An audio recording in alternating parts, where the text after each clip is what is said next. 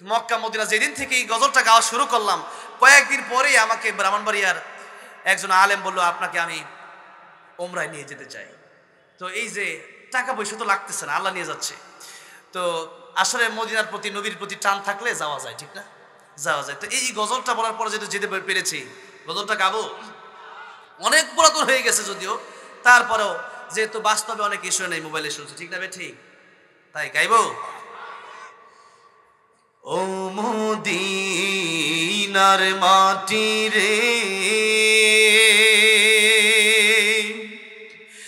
সকল সুখ বুঝি তোর কপালে।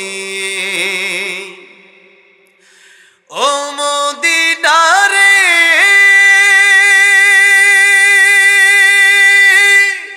তোর বুকে আমার নবী, যার লাগে পাগল সবই, যার তরে হইল সৃষ্টি ভুবন।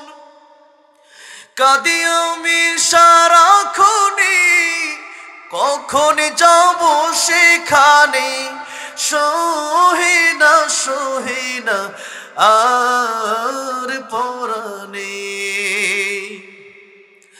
ও মদিনার মাটি রে, সকল সুখ বুঝি তোর কপালে। ও মদিনা রে, পাখি যদি হতাম আমি, উড়ে উড়ে যেতাম আমি, থাকতো না মনে কোনো যন্ত্রণা। দেহে নাই পাখায় আমার, সাথে নাই টাকায় আমার, কেমনে যাব সেখানে। ও মদিনার মাটি রে, সকল সুখ বুঝি তোর কপালে।